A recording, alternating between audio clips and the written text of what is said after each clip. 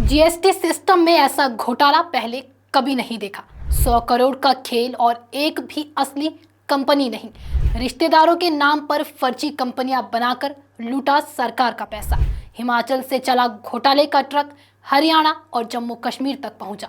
परवाणु हिमाचल का एक छोटा लेकिन औद्योगिक रूप से सक्रिय शहर, लेकिन यहां से एक ऐसा फर्जीवाड़ा सामने आया है जिसने टैक्स सिस्टम की बुनियाद को हिलाकर रख दिया है। हिमाचल प्रदेश के राज्य कर एवं आबकारी विभाग ने 100 करोड़ रुपए के फर्जी जीएसटी लेन देन का भंडाफोड़ किया है। इस पूरे घोटाले का मास्टरमाइंड एक स्थानीय व्यापारी है, जिसने रेलवे से जुड़े फर्जी सौदों से शुरुआत की और धीरे धीरे एक बड़ा नेटवर्क तैयार कर लिया। जांच में सामने आया कि इस व्यापारी ने टैक्स बचाने के लिए बेहद शातिर तरीका अपनाया। उसने अपने ही रिश्तेदारों के नाम पर 5 से 6 कंपनियां बनाई।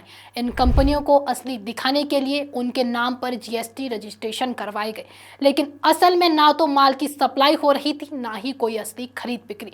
सब कुछ कागजों में ही चल रहा था। ये फर्जी कंपनियां लोहा, शीशा, सीमेंट, पेट्रोलियम स्क्रैप जैसे चीजों का कारोबार दिखा रही थी, जो आमतौर पर हाई वैल्यू और भारी टैक्स वाले प्रोडक्ट्स माने जाते हैं। इन्हीं वस्तुओं के फर्जी बिल बनाए जाते थे और दूसरे व्यापारों को बेचे जाते थे।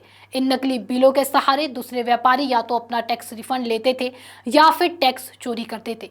5 एजेंसियों ने बताया कि इन फर्जीवाड़े में अभी तक करीब 30 अन्य कारोबारियों की भूमिका सामने आ चुकी है। यानी ये कोई अकेली घटना नहीं थी, बल्कि एक पूरा बिल सिंडिकेट चल रहा था। सबसे चौंकाने वाली बात ये रही कि सिर्फ परवाणु में रजिस्टर्ड एक ही फर्म के जरिए 63.36 करोड़ रुपए का कारोबार दिखाया गया। अब उस एकल फर्म की जांच चंडीगढ़ की केंद्रीय जीएसटी विंग कर रही थी। लेकिन मामला यही नहीं रुका। आरोपी व्यापारी ने हरियाणा और जम्मू कश्मीर में भी अपने और अपने रिश्तेदारों के नाम पर जीएसटी नंबर रजिस्टर करवाए। इन जगहों से भी करोड़ों रुपए के फर्जी लेन देन किए गए। ये व्यापारी इन नकली बिलों की बाकायदा होम डिलीवरी करता था। मतलब जिन व्यापारियों को टैक्स रिफंड या टैक्स से बचाव के लिए बिल चाहिए होते थे, उन्हें फर्जी बिल मेल या कुरियर के जरिए पहुंचाए जाते थे। इससे साफ है कि ये सिर्फ एक व्यक्ति का नहीं, बल्कि एक संगठित घोटाले का मामला है, जिसमें कई राज्य, दर्जनों लोग और करोड़ों का सरकारी नुकसान शामिल है।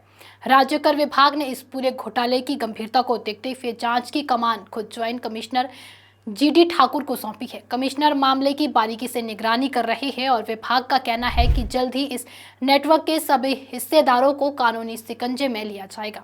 इस केस ने एक बड़ा सवाल खड़ा कर दिया है, क्या जीएसटी जैसी डिजिटल और पारदर्शी माने जाने वाली व्यवस्था को भी इतनी आसानी से ठगा जा सकता है?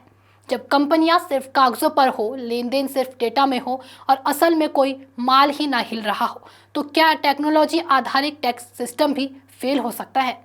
इस मामले से ये बात साफ हो जाती है कि सिस्टम को गुमराह करने के लिए आज के कारोबारी सिर्फ घूस या सेटिंग नहीं, बल्कि तकनीक और कानूनी खामियों का इस्तेमाल कर रहे हैं। अब राज्य कर विभाग और केंद्र सरकार की जांच एजेंसियों की जिम्मेदारी है कि इस पूरे नेटवर्क को न केवल तोड़ा जाए, बल्कि ऐसे सिस्टम तैयार किए जाए जिनसे भविष्य में इस तरह की चुपचाप चलने वाली ठगी को रोका जा सके। अब देखना यह है कि क्या सिर्फ एक व्यापारी ही गिरफ्त में आता है, या फिर उस पूरे कारोबारी समुदाय की पोल भी खुलेगी जो इन फर्जी बिलों का इस्तेमाल कर रहा था। क्योंकि टैक्स चोरी सिर्फ एक की गलती नहीं होती, इसमें लेने वाला और देने वाला दोनों जिम्मेदार होते हैं। फिलहाल के लिए इस वीडियो में इतना ही। अगर आपको वीडियो पसंद आई हो तो वीडियो को लाइक, कमेंट, शेयर और हमारे Facebook page KH live Himachal को फॉलो अवश्य करें। धन्यवाद।